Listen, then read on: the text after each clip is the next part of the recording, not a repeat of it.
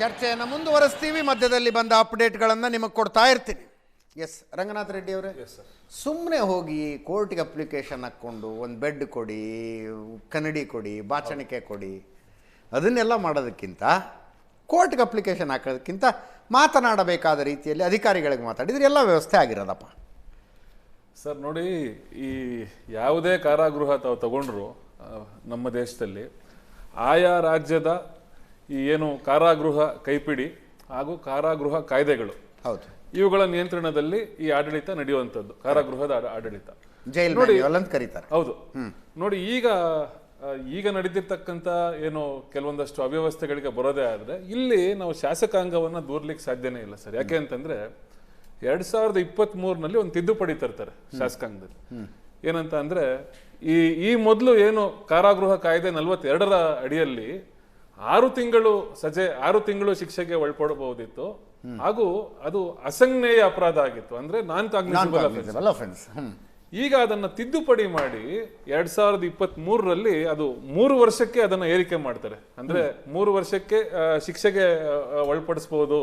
ಈ ಒಂದು ಕಾಯ್ದೆ ಆ ಒಂದು ಕಲಂ 42ರಲ್ಲಿ ಸಿಕ್ಕಿ ಬಿದ್ದು ಆತ ಸಜೆಗೆ ಒಳಗಾದ್ರೆ 3 ವರ್ಷ ಆತನ ಈ ಅಫೆನ್ಸ್ ನಲ್ಲಿ ಅಂದ್ರೆ ಯಾವುದೇ ಪ್ರಾಹಿಬಿಟೆಡ್ ಐಟಮ್ಸ್ ಅಂತ ಏನ್ ನಾವು ಕರಿತೀವಿ ನೋಡಿ, ಅದ್ರೊಳಗೆ ಟಿವಿ ಎಲ್ಲ ಬರೋದಿಲ್ಲ ಸರ್. ಯಾಕಂತಂದ್ರೆ ಟಿವಿ ಈ ಕಾರಾಗೃಹ ಕೈಪಿಡಿಯ ಒಂದು ಏನು ಮನರಂಜನೆ ಮತ್ತು ಟಿವಿಯ ವಿಷಯದಲ್ಲಿ ನನ್ನ ಪ್ರಶ್ನೆ ಇದ್ದದ್ದು ಅಂದ್ರೆ ಕೆಲವರು ಬಾಯಿ ಬಡ್ಕತ್ತಿದ್ದಾರೆ ಸರ್. ಅಂದ್ರೆ ಏನು ಟಿವಿ ಕೊಡಿ ಅಂತ. ಅಲ್ಲಿ ಉಮೇಶ್ ರೆಡ್ಡಿ ಇದನ್ನ ನೋಡ್ತಾ ಇದ್ದಾನೆ, ಏನೋ ಐಟಮ್ ಸಾಂಗ್ ನೋಡ್ದಾ ಕುತ್ಕೊಂಡಿದ್ದಾನೆ. ಅಂದ್ರೆ ಹೌದು. ಸೊ ಹಾಗಾಗಿ ಜೈಲು ಅಧಿಕಾರಿಗಳಿಗೆ ವಿವೇಚನೆ ಇದೆ ಅಂತ ಮಾತ್ರಕ್ಕೆ ಬೇಕಾದಂಗೆ ಕೊಡೋದಲ್ಲ ಅಂತ. ಖಂಡಿತ ಅದು ಈ ಕೈಪಿಡಿಯ ಮನರಂಜನೆಯ ಒಂದು ಭಾಗದಲ್ಲಿ ಟಿವಿ ಬರುವಂಥದ್ದು. ಆದ್ರೆ ಇಲ್ಲಿ ಬಹಳ ಆಶ್ಚರ್ಯಕರವಾದ ಒಂದು ಬೆಳವಣಿಗೆ ಏನಂತಂದ್ರೆ, ಯಾರೋ ನಟರು ಅನ್ಸುತ್ತೆ, ಅವರೇನೋ ಅವರು ಈ ಒಂದು ಸೋರಿಕೆ ಮಾಡಿದ್ದಾರೆ ಈ ಒಂದು ವಿಡಿಯೋವನ್ನ ಅಂತ ಹೇಳಿ. ನೋಡಿ, ಆತನನ್ನ ನಾವು ಪ್ರಥಮ ಮಾಹಿತಿದಾರನಾಗಿ ಪರಿಗಣಿಸಬೇಕು. ಆತನನ್ನೇ ಆರೋಪಿಯನ್ನಾಗಿ ವಿಚಾರಣೆ ಮಾಡೋದಾದ್ರೆ ಅದು ಬಹಳಷ್ಟು ಇನ್ಯಾರು ಯಾವುದೇ ರೀತಿ ಈ ರೀತಿಯ ಒಂದು ಅಂಶಗಳನ್ನ ಬೆಳಕಿಗೆ ತರ್ಲಿಕ್ಕೆ ಯಾರೂ ಪ್ರಯತ್ನ ಪಡಲ್ಲ. ನಿಮ್ ಲಾಜಿಕ್ ಕರೆಕ್ಟ್ ಇದೆ. ಅದನ್ನ ಹಾಗೆ ಪರಿಗಣಿಸುವುದಾದ್ರೆ ತಮಗೆ ಎಲ್ಲಿಂದ ವಿಡಿಯೋ ಬಂತು ಅನ್ನೋದನ್ನ ಆ ನಟ ಹೇಳ್ಬೇಕು.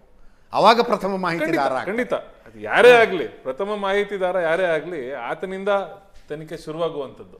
ಆತನನ್ನೇ ಆರೋಪಿಯನ್ನಾಗಿಸಿ ಆರೋಪಿಯ ರೀತಿಯಲ್ಲಿ ಆತನನ್ನಾಗಿಸಿಲ್ಲ ಮತ್ತು ವಿಚಾರಣೆಗೆ ಬರಬೇಕು ಅಂತ ಹೇಳಿ ಕಳಿಸಿದ್ದಾರೆ. ಖಂಡಿತ ಸರಿಯಲ್ಲ ಸರ್. ಈಗ ನಾನು ಈಗಾಗಲೇ ಹೇಳ್ದಂಗೆ ಈ ಶಾಸಕಾಂಗ ಯಾವ ತಿದ್ದುಪಡಿ ತರಬೇಕು ಅದು ತಂದಾಗಿದೆ. ಅಂದ್ರೆ ಇದು ಸಂಜ್ಞೇಯ ಅಪರಾಧ ಅಂತಂದ್ರೆ, ಈಗ ಪರಪನಾಗ್ರಹಾರ ಠಾಣೆಯವರು ಉದಾಹರಣೆಗೆ ಅವರು ಯಾವುದೇ ಒಂದು ಈ ಜೈಲು ಸಿಬ್ಬಂದಿಯ ಅಥವಾ ಜೈಲಧಿಕಾರಿಗಳ ಒಂದು ಪರ್ಮಿಷನ್ ಅನ್ನ ಪಡೆದು ಒಳಗಡೆ ಹೋಗೋ ಅವಶ್ಯಕತೆ ಇಲ್ಲ.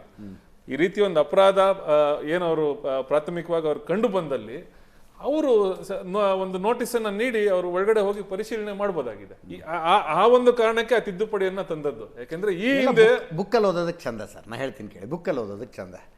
ಪರಪ್ಪನ ಅಗ್ರಹಾರ ಪೊಲೀಸ್ ಸ್ಟೇಷನ್ನಿನ ಸಿಬ್ಬಂದಿ ಜೈಲು ಒಳಗೆ ಹೋಗಿ ಚೆಕ್ ಮಾಡೋದಕ್ಕೆ ಹೋದ್ರೆ ಜೈಲು ಎಷ್ಟು ದೊಡ್ಡದು, ಅಲ್ಲಿರೋ ಜನ ಎಷ್ಟು, ಇಲ್ಲಿರೋ ಸ್ಟಾಫ್ ಎಷ್ಟು ಅನ್ನೋ ಪ್ರಶ್ನೆ ಬರುತ್ತೆ ಸರ್. ಖಂಡಿತ ಹೌದು. ಲಾಜಿಕಲಿ ಮಾಡ್ಬೇಕಂದ್ರೆ ಅದನ್ನು CCB ಅವ್ರು ಮಾಡಬಹುದು. CCB ಹತ್ರನೂ ಸಫಿಷಿಯಂಟ್ ಸ್ಟಾಫ್ ಇಲ್ಲ. ಅವರು ಹಿಂದಿನ ದಿವಸನೇ ಎಲ್ಲಾ ಪೊಲೀಸ್ ಸ್ಟೇಷನ್ಗಳಿಗೆ ಹೇಳಿ ನೀವಿಷ್ಟು ಜನನ ಕಳಿಸಿ ಅಂತ ಕರೆಸ್ಕೊತಾರೆ. CCB ಅವ್ರ ಕಾರಣ ಹೇಳಲ್ಲ ಎಲ್ಲಿಗೆ ಹೋಗ್ಬೇಕು ಅಂತ. ಬೆಳಗ್ಗೆ ಎದ್ದು ಅರ್ಲಿ ಮಾರ್ನಿಂಗ್ ಅವ್ರನ್ನ ಒಂದು ಗಾಡಿಗೆ ಹಾಕಿಸ್ಕೊಂಡು ಪರಪ್ಪನ ಅಗ್ರಹಾರದ ಕಡೆ ಕರ್ಕೊಂಡು ಹೋಗ್ತಾರೆ. ಸರಿ, ಜೈಲಿನಲ್ಲೂ ಸ್ಟಾಫ್ ಇಲ್ವಲ್ಲ?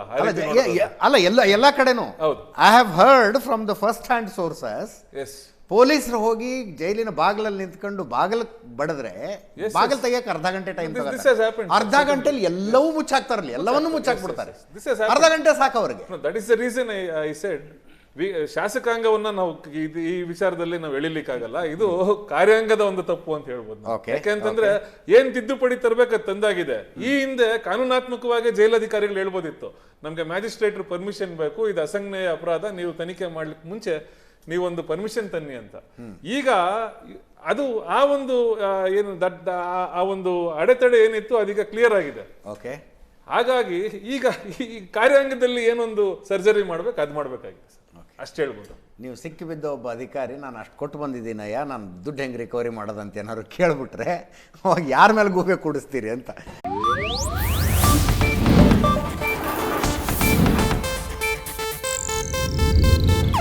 ಇದು ಏಷ್ಯಾನೆಟ್ ನ್ಯೂಸ್ ನೆಟ್ವರ್ಕ್ ಪ್ರಸ್ತುತಿ.